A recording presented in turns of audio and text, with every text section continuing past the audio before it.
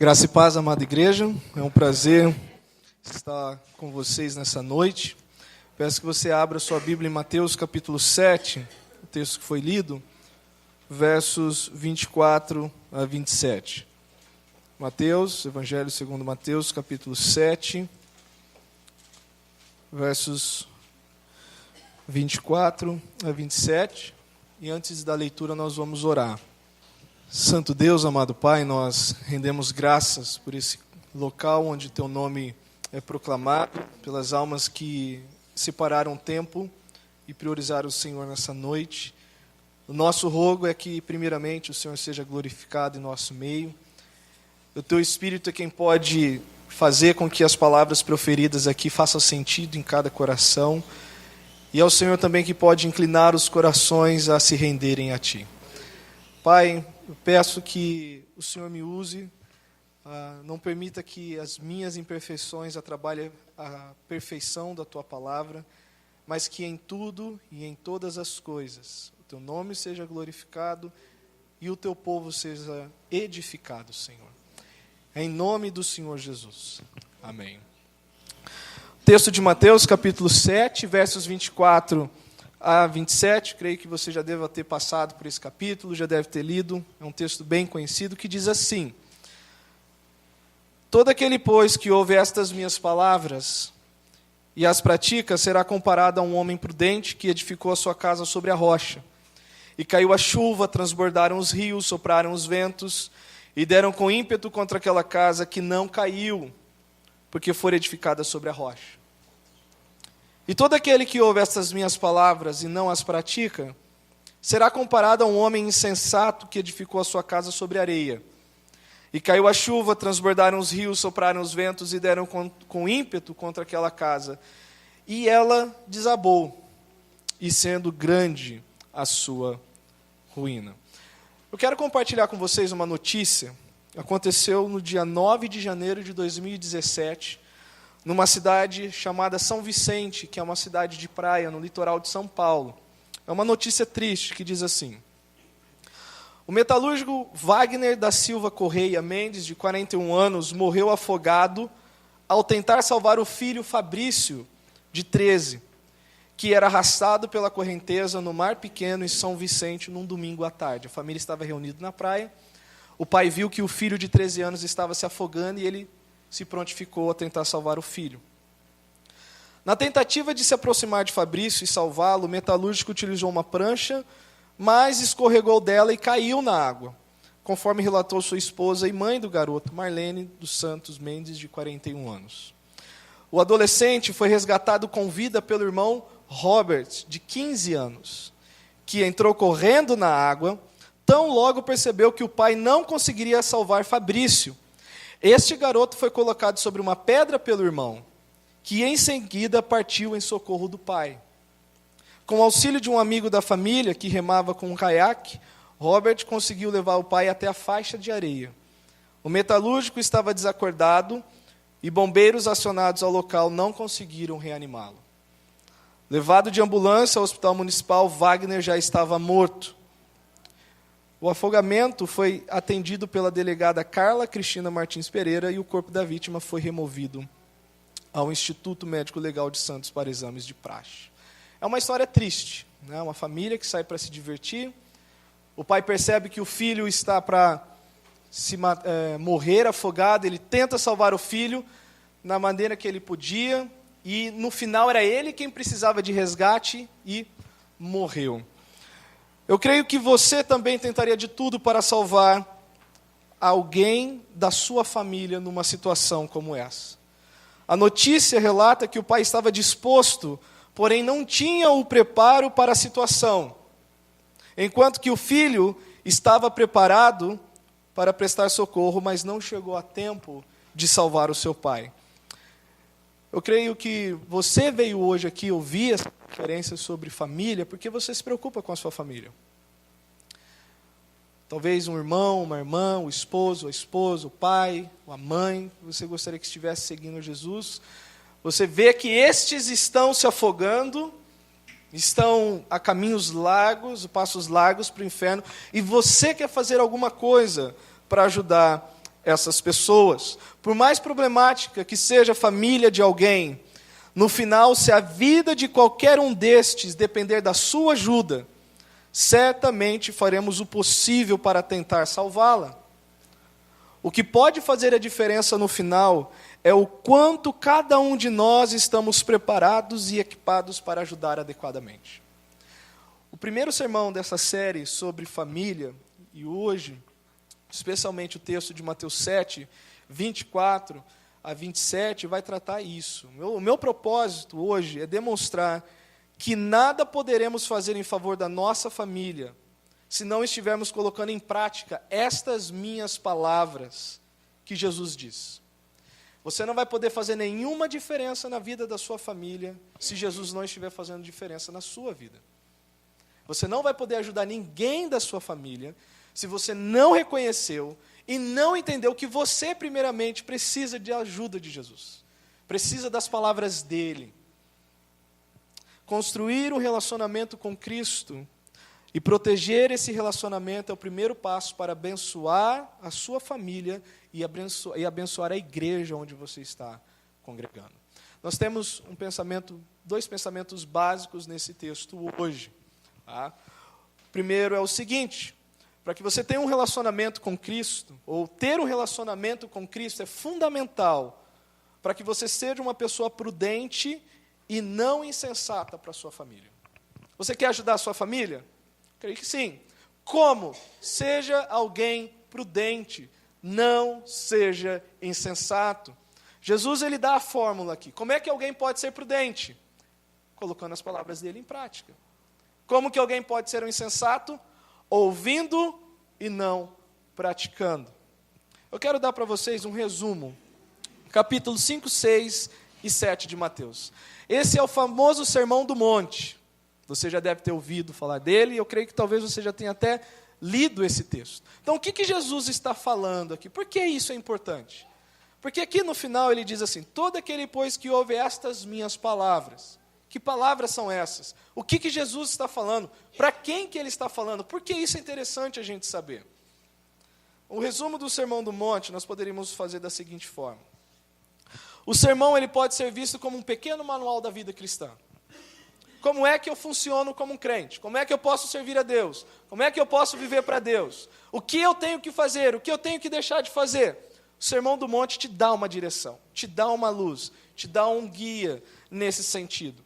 Ele toca em várias áreas da vida cristã. Por exemplo, ele fala da conduta dos crentes nas bem-aventuranças. Então, Mateus 5, do 11 até o 16, 11 até o 14, o 15, melhor dizendo, Jesus fala, bem-aventurados, bem-aventurados, e ele diz quem são esses bem-aventurados, como eles são e o que vai acontecer com eles. Eu não vou detalhar, se você não tem um conhecimento sobre isso, então fica uma tarefinha para você ainda hoje à noite. Não vá dormir sem ler pelo menos as bem-aventuranças. Mas ali Jesus ele está falando para os seus discípulos e para as multidões, como é que alguém que vai segui-lo tem que se comportar, tem que se apresentar e tem que viver. Ele também fala do correto relacionamento com a lei de Deus. Tem uma parte do sermão que ele diz, ouvistes o que foi dito? Não matarás. Eu, porém, vos digo. E ele começa a corrigir pensamentos errados da época a respeito da lei de Deus. Ele também fala sobre a verdadeira espiritualidade. Como que alguém que anda no Espírito se parece? Como é que eu sei que alguém está andando no Espírito? Ele trata sobre isso lá. A espiritualidade do crente é praticar a justiça, ofertas, jejuar e orar, com o fim de agradar a Deus e de não ser visto pelos homens. Então, uma evidência de alguém que está sendo guiado pelo Espírito Santo é que ele faz as coisas para que Deus seja visto, não ele, não ela. Jesus também ele fala sobre a caminhada cristã, no descanso e no cuidado de Deus, guardando-se da ansiedade. Lá no meio do capítulo 6 ele diz, não andeis ansiosos por coisa alguma. Ele diz, não andeis ansiosos com o que haveis de comer, beber ou de vestir. O Senhor bem sabe que vocês precisam dessas coisas. Buscai o reino de Deus e a sua justiça e todas estas coisas vos serão acrescentadas. E aí, quando ele está para terminar o sermão, que é onde nós estamos, ele vai falar de dois caminhos. Tá? ele vai falar de dois caminhos. Ele vai falar da porta larga e da porta estreita. E depois que ele fala da porta estreita, ele fala dos falsos profetas. Daqueles que parecem estar em Cristo, mas não produzem fruto.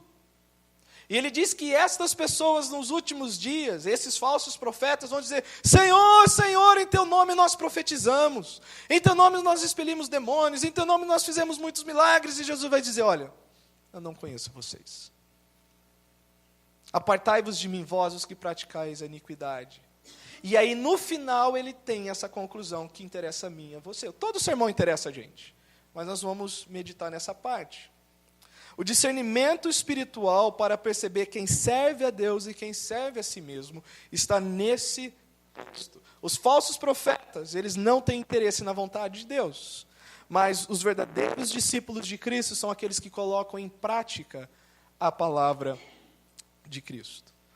No final do sermão, Jesus adverte que os que serão poupados do juízo, os que não serão poupados do juízo, são aqueles que não obedeceram a Deus, não ouviram que ouviram e não colocaram em prática as suas palavras. Eu quero ler com vocês o verso 21.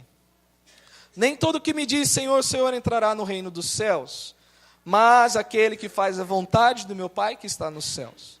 Muitos naquele dia hão de dizer-me, Senhor, Senhor. Eles não vão dizer Senhor, Senhor. Eles vão fazer essa veia aqui estufar. Eles estarão desesperados, sabendo do que vai acontecer com eles. Porventura, não temos nós profetizado em teu nome? E em teu nome não expelimos demônios?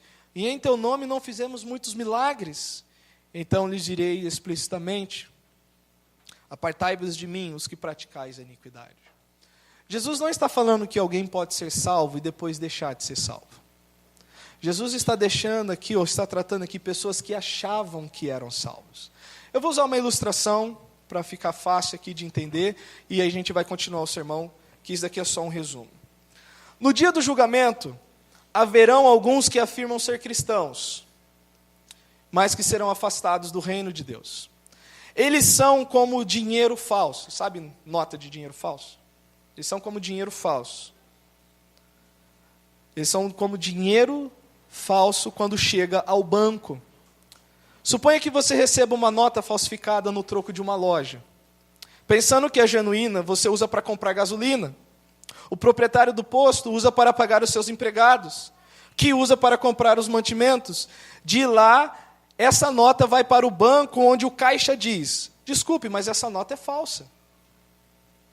A nota pode ter sido usada para fazer muita coisa boa enquanto estava em circulação. Mas quando chegou ao banco, ela foi reconhecida como falsa e tirada de circulação. Um crente nominal, sabe o que é um crente nominal? É aquele que só é da boca para fora. É aquele que não vive para Deus. É aquele que não dá fruto. É aquele que não tem compromisso com Deus. É aquele que acha que só frequentar a igreja já basta. Esse é um crente de boca para fora. Esse é a pessoa com quem Cristo vai tratar naquele dia. Esse é a nota falsa que uma hora vai ser tirada de circulação. E aquele que conhece as notas verdadeiras vai olhar e falar, você não é um dos meus. Você não é um dos meus. Então, quando este dia chegar, um crente nominal pode fazer muitas boas obras, mas ainda será rejeitado nas portas do juízo. E por fim, estou resumindo o sermão de Jesus aqui. Fazer a vontade do Pai, como ele diz aqui no verso 21, nem todo que me diz Senhor, Senhor entrará no reino dos céus, mas aquele que faz a vontade do meu Pai que está nos céus. A vontade do Pai é que creiamos em Jesus. A vontade do Pai é que nós o recebamos como Senhor das nossas vidas. As duas vezes em que o Pai aparece onde Jesus Cristo está, vocês lembram o que o Pai fala? Este é o meu Filho amado, em quem me comprazo fazer o quê? A Ele ouvir. Se você não tem ouvido Jesus, você não está cumprindo a vontade do Pai. E Jesus disse muitas coisas. Eu sou a luz do mundo. Quem me segue não andarás nas trevas, pelo contrário, terá a luz da vida. Em verdade vos digo que todo aquele que crê naquele que me enviou têm a vida eterna. E há inúmeros dizeres de Jesus falando da responsabilidade daqueles que ouvem quem Ele é e a resposta que tem que dar em cima disso. Então, antes de eu tratar com vocês sobre como ajudar a sua família, que vai ser amanhã à tarde, amanhã à noite e domingo à noite, hoje, o que você precisa saber? Se é você que precisa de ajuda. Se você está em condições de ajudar a sua família. Se você é como pai que vai tentar salvar o outro, mas não vai conseguir salvar a si mesmo. Se você está colocando em prática as palavras de Jesus, ou se você é uma pessoa insensata que ouve e não pratica. É você então quem precisa de ajuda. É você quem precisa de ajuda. Você só vai poder fazer diferença na vida da sua família se Jesus estiver fazendo a diferença na sua vida. Então vamos lá. Por que é importante então nós sermos sábios para a nossa família? Porque nós precisamos evitar a insensatez buscando prudência em Cristo. É uma matemática muito fácil. Se você é sábio, suas decisões serão corretas e isso vai ajudar a sua família. Se você é sábio, você vai saber como tratar problemas. Se você é sábio, você vai saber como direcionar as pessoas para Jesus. Mas, se você é um insensato, você é o problema da sua família. Se você ouve Jesus e não coloca em prática, você não é somente parte do problema, mas você pode ser o problema na sua família. Por isso é importante ter um relacionamento com Jesus, ouvir as palavras dele e colocar em prática para que você seja sábio e não uma pessoa insensata. Quem é um insensato? Insensato é aquele que carece da capacidade de analisar uma situação e tomar uma decisão que melhor sirva para o momento. Você já conversou com aquela pessoa que você percebe que ela toma uma decisão errada atrás da outra, e parece que ela não se cansa de errar e bater a cara no poste, e dar murro em ponta de faca. Você vai conversar com ela e você explica, olha, não é a melhor forma de se decidir. Não, deixa que eu faço do meu jeito. E ela vai lá e erra. E geralmente na vida dos cristãos, os familiares incrédulos, a gente tenta aconselhar. Eles não querem o conselho porque envolve Deus. Mas quando eles vão colher a consequência do erro, quem que eles chamam? A gente. Não é? Ô, meu irmão, ô, minha tia, ô, minha mãe, não sei o quê, me ajuda. Nessa hora, deixa ele colher o gosto amargo da desobediência. Não ajude. Não é falta de amor. É sensatez.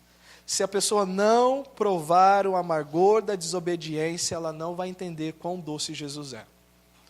Mas se toda vez que a pessoa errar, você vai lá para cobrir os erros daquela pessoa, você está sendo uma pedra de tropeço para essa pessoa vir a Cristo.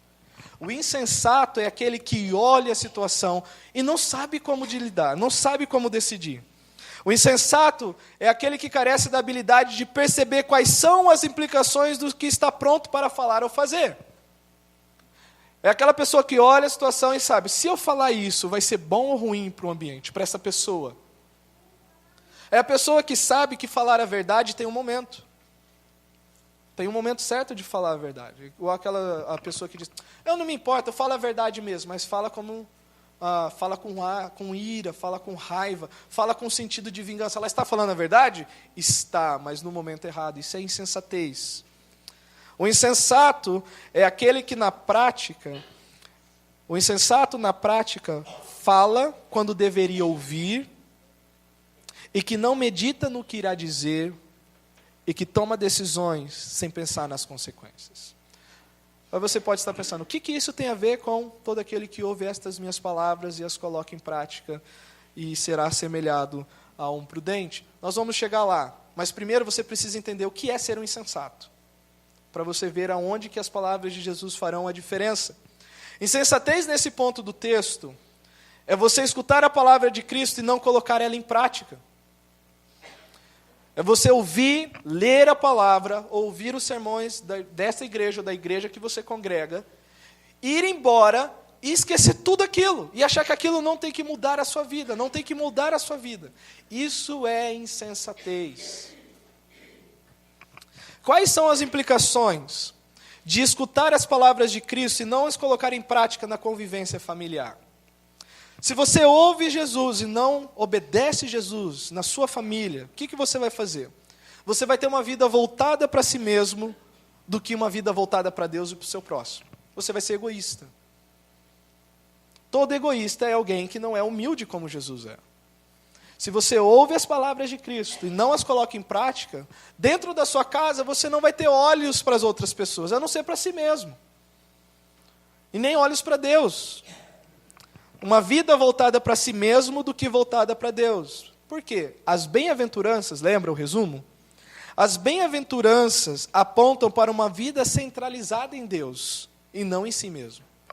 Bem-aventurados os pobres de espírito, porque serão consolados. Bem-aventurados aqueles que têm fome e sede de justiça. Bem-aventurados os pacificadores. Bem-aventurados os misericordiosos. Bem-aventurados aqueles que têm uma vida voltada para Deus. Se você ouve Jesus e não coloca em prática, na sua família, você não vai viver para Deus da maneira adequada no meio dos seus familiares. Quais são as implicações de você ouvir a palavra de Cristo e não colocá-las em prática? O seu relacionamento será focado no máximo que você pode receber, ao invés do máximo que você pode dar. É difícil lidar com pessoas interesseiras. Pessoas que estão ali lidando com você só porque ela quer que você faça ou dê algo para ela, não porque ela tem um interesse genuíno em você. Se você ouve as palavras de Cristo e não as pratica, você nunca terá o interesse que Cristo tem por você nas outras pessoas. O seu foco será sempre o que eu posso ter, ao invés do que eu posso dar para a minha família. Ao invés perdoar, dar a outra face, andar mais uma milha, não serão recursos atraentes para viver em família. Jesus fala, se alguém lhe der um tapa, vire a outra face. Se alguém lhe demandar a túnica, dele a capa. Se alguém pedir para você dar uma milha, ande duas. Não seja focado em você. E para você viver em família, você tem que perdoar. Você tem que dar a outra face. Você tem que ter paciência, andar a outra milha. Como que eu posso fazer isso? Ouvindo as palavras de Jesus e colocando elas em prática. Mas, se você não as colocar em prática, não haverá perdão, não haverá paciência, não haverá altruísmo. Um outro exemplo. Se você ouvir as palavras de Jesus e não colocá-las em prática na sua vida familiar, ao invés de aproximar, o resultado será afastar a sua família de Deus. Especialmente se você é alguém que frequenta a igreja. Elas vão dizer assim, para que eu vou lá na igreja? Para ser crente igual esse daí ou essa daí? Que fala e não faz? Ao invés de aproximar, o resultado será de afastar sua família de Deus. O sal não terá sabor, e nem a luz o seu brilho, e nem as suas obras levarão as pessoas a glorificarem a Deus. Mateus 5, 16 e 17, Jesus diz assim, vós sois o sal da terra, vós sois a luz do mundo. Assim, portanto, brilhe a vossa luz diante dos homens, para que eles vejam as vossas boas obras e glorifiquem o vosso Pai que está nos céus. Mas, se você não ouvir Jesus Cristo, você não vai poder fazer isso. As pessoas não se aproximarão de Deus através da sua vida. Pelo contrário, você a empurrarão para longe dele. A pessoa prudente é aquela que pode decidir com sabedoria e que pela maturidade alcançada no seu relacionamento com Cristo pode discernir o bem e o mal, sabe escolher. Homens podem reconhecer prudência em alguém, porém, somente Cristo pode declarar alguém prudente. A essa altura do sermão, eu acho que você já deve ter se identificado em qual dos lados você está. Se você é uma pessoa prudente, ou se você é uma pessoa insensata. Se você é um crente nominal, ou se você é um crente que confessou de fato Jesus Cristo e vive para Ele. Porque as palavras dele vão fazer efeito, ou você vai simplesmente descartá-las. Então essa é a primeira parte. É importante você ter um relacionamento com Jesus para ser sábio para sua família. E não ser um insensato. E a segunda e última razão, né, a gente já caminhando para o final. Por que é importante você ouvir as palavras de Jesus e colocar em prática, para poder resistir às adversidades da vida em família. Jesus ele fala de duas situações nessa sua conclusão. Primeiro, ele fala de alguém que ouve e como essa pessoa pode ser identificada. E depois ele ilustra o que é sabedoria e o que é prudência com as casas. Ele fala de uma pessoa que construiu sobre a rocha, e essa casa foi assolada e essa casa ficou de pé. E depois ele fala de uma pessoa que construiu sobre areia, essa casa foi assolada e essa casa caiu. Sua vida é uma casa que nunca deixará de ser atacada. Você experimentará as intempéries. Intempéries são aqueles tempos revoltosos, né? Quando o tempo fecha, vento, chuva, trovão e todas aquelas coisas que às vezes a gente fica com medo. Então, de onde virão essas intempéries? Primeiro, do mundo. Quando eu digo mundo, eu estou falando do sistema anti-Deus, o sistema anticristo. Desse pensamento que não valoriza Deus. Filosofia que está na escola, no trabalho, na TV, novela, música, tudo isso. O importante é você se dar bem, o importante é você se sentir bem, o importante é você ter prazer, o importante não é você ter compromisso com ninguém. Só um exemplo da filosofia do mundo. Você vai ser atacado pelo mundo, com suas ideias, filosofias que chocam com a fé, que visam destruir tudo que pode refletir Deus.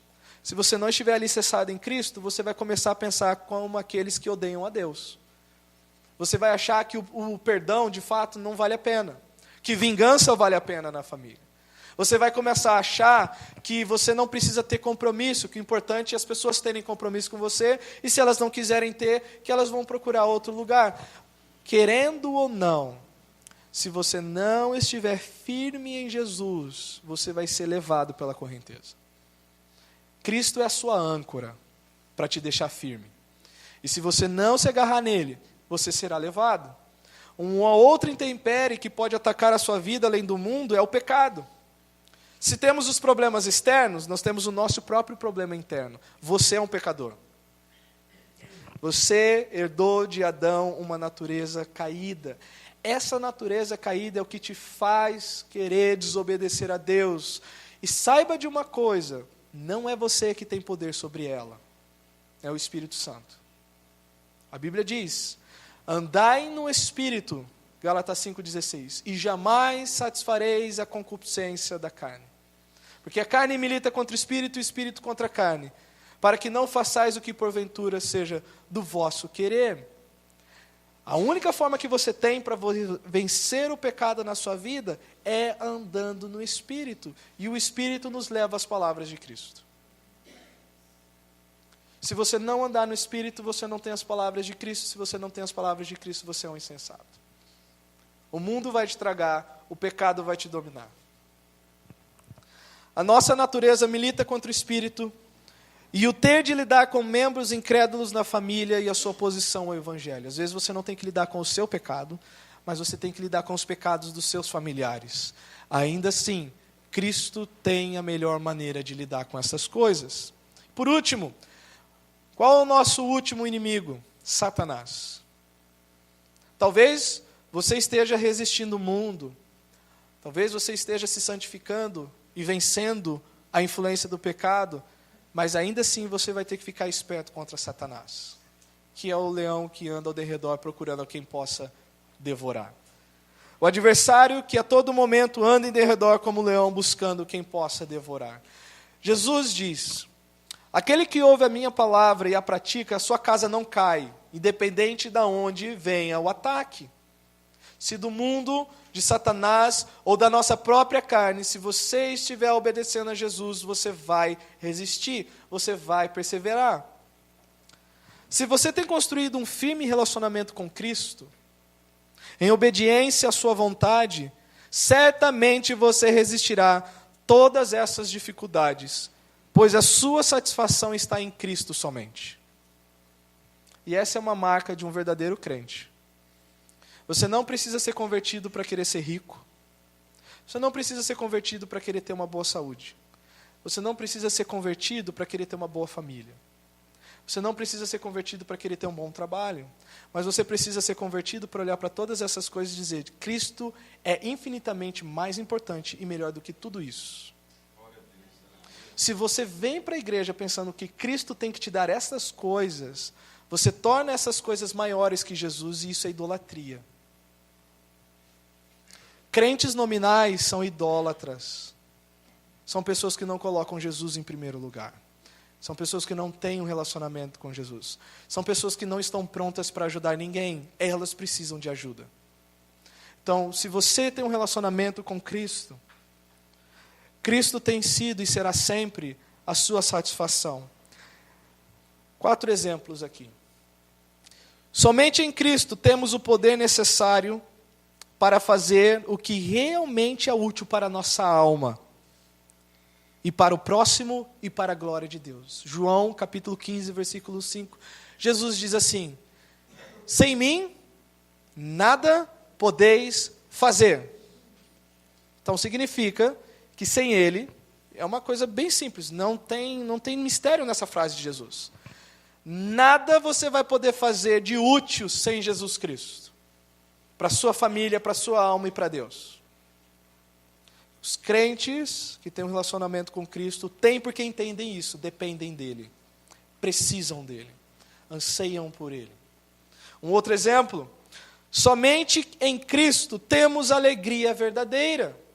João, capítulo 15, versículo 11, ele fala assim: tenho-vos dito essas palavras para que a minha alegria esteja em vós e a vossa alegria seja completa. Significa que essa pessoa entende que alegria sem Jesus não é alegria. Que o seu relacionamento com Cristo é o que vai verdadeiramente alegrar o seu coração. E que todas as demais coisas nunca te alegrarão tanto quanto Jesus. Quer ver um exemplo? Como que nós fazemos isso ao contrário muito? Você já deve ter usado essa frase. Aquele dia que tudo deu errado. Tudo deu errado. E aí no final você pensa, poxa, bem que Jesus poderia voltar hoje. Né? Bem que Jesus poderia voltar hoje e meus problemas teriam acabado. Isso é errado. O dia mais, vamos dizer assim, os 3 dias mais felizes. O primeiro dia mais feliz da minha vida foi quando eu conheci a Cristo. Meu segundo dia foi quando eu casei com a Daisy. E o meu terceiro e quarto, foi quando eu participei dos partos das minhas filhas. Eu estava na sala, eu ajudei, eu fiquei lá, eu fiquei feliz, fiquei muito feliz. Ter Cristo como maior alegria seria dizer o seguinte: na hora que eu estava segurando a minha filha, ou dizendo sim para minha esposa, melhor do que isso, só Jesus voltando.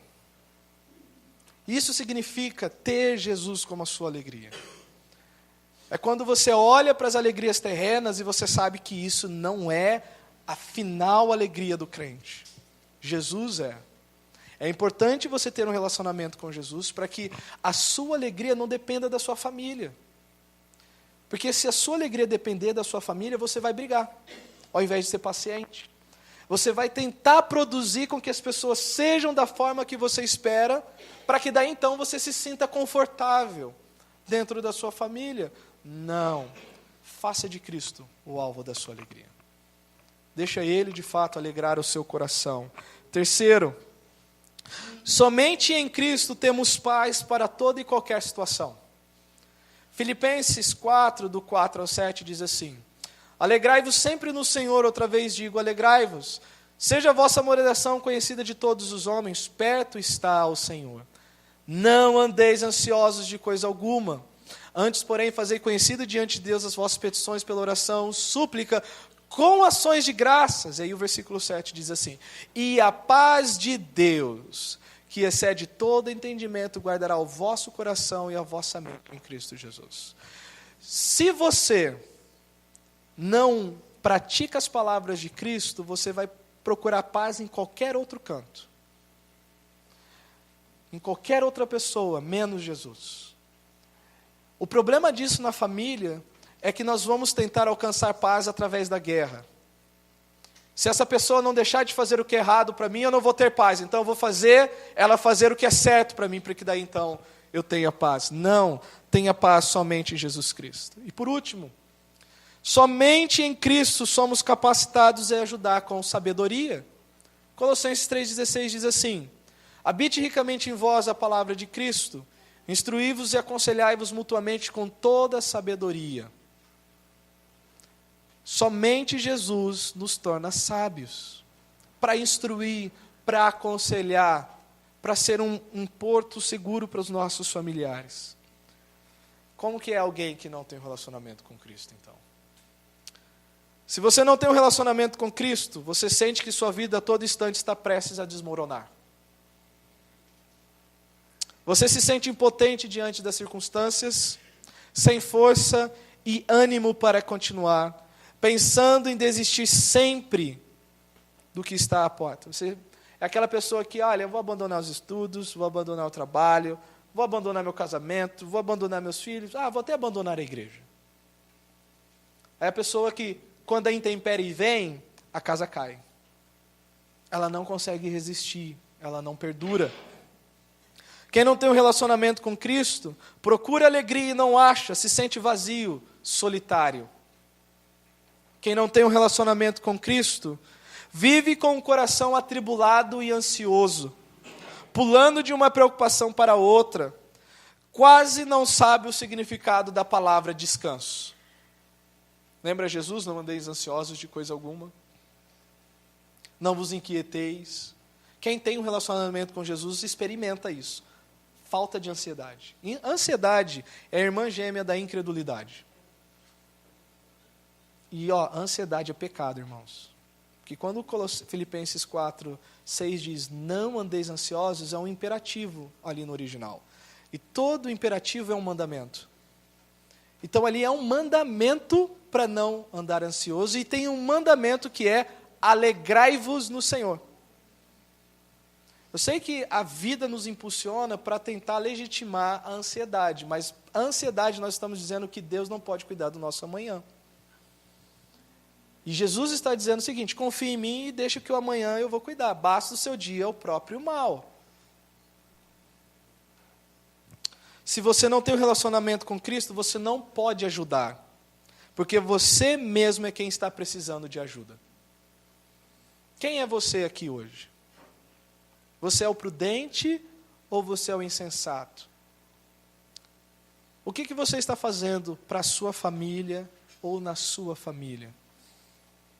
Você está fazendo diferença ou você está causando a diferença lá dentro? Construir e proteger um relacionamento fundamentado em Cristo é o primeiro passo para crescer e ser edificado por Deus. Abençoar sua família com prudência e sabedoria vindas de Cristo. Se o seu familiar não vem à igreja, você é a única igreja que ele pode visitar. Mas não existe igreja sem Cristo. Aí você fala, eu quero levar meu parente para a igreja, eu quero terceirizar o evangelismo. Aí o pastor e a liderança evangeliza meu parente, em vez de eu fazer isso. Não, se ele não vem, você é a igreja que pode ir, mas não existe um corpo sem a cabeça. Não existe uma igreja sem Cristo. Cristo ele pode ser a diferença na sua família se você estiver imitando Ele lá dentro. Conclusão. Quando você chegar em casa e encontrar seu filho ou filha, esposo ou esposa, ou pai ou mãe, que gostaria que estivesse aqui hoje, ou alguém que você gostaria que viesse, que não seja tão um parente próximo, para ouvir essa mensagem, mas não veio, lembre-se, sua alegria não depende deles, mas de Cristo. Ao invés de contemplá-los com cobrança, pense em como você pode servi-los melhor em Cristo. Pense em como você pode servir melhor em Cristo. O Evangelho é o poder de Deus para a salvação de todo aquele que crê. O que vimos hoje só é possível experimentar uma vez que você já foi transformado pelo poder de Deus, que é o Evangelho. Quem você quer ser? Prudente ou insensato? João 14,6, Jesus diz, em verdade, verdade vos digo, eu sou o caminho, a verdade e a vida. Ninguém vem ao Pai, senão por mim.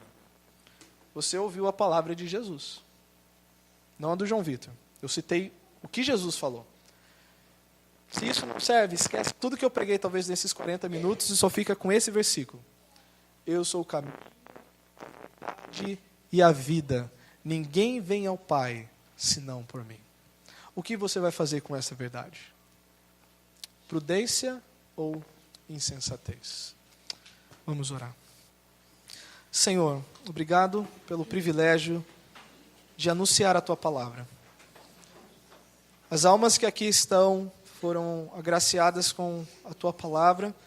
Eu rogo que o Teu Espírito traga a edificação, a aplicação nos corações, que cada um destes possa ser um missionário, uma missionária dentro da sua família, um representante fiel do Senhor dos Senhores, do Rei dos Reis.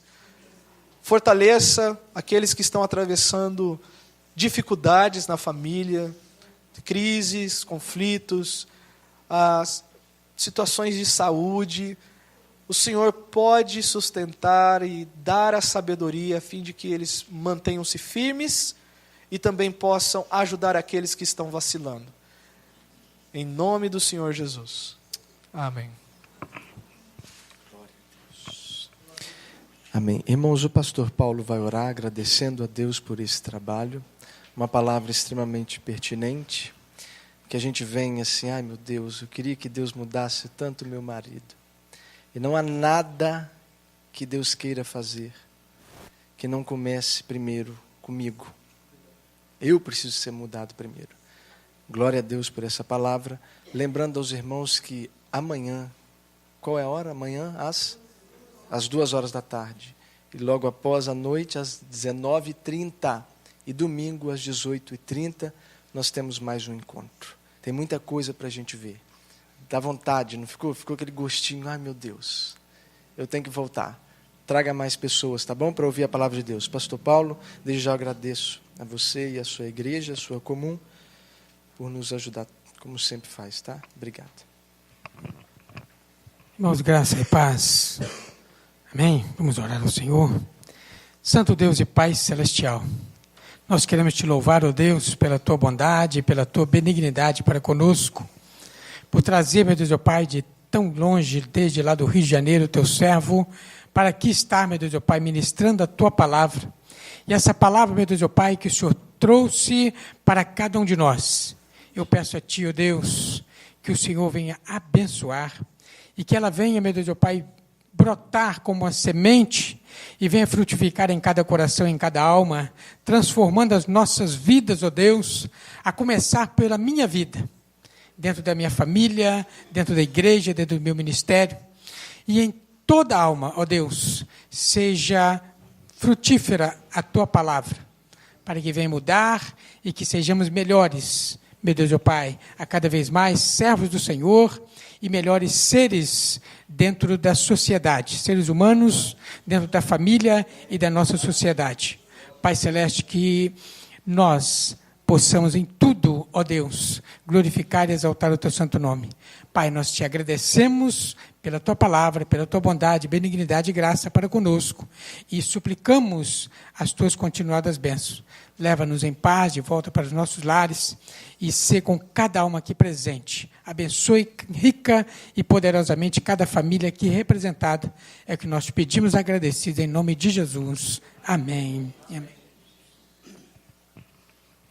A graça de nosso Senhor e Salvador Jesus Cristo, o amor de Deus e as doces consolações do Espírito Santo seja com todos e que todos possam dizer amém.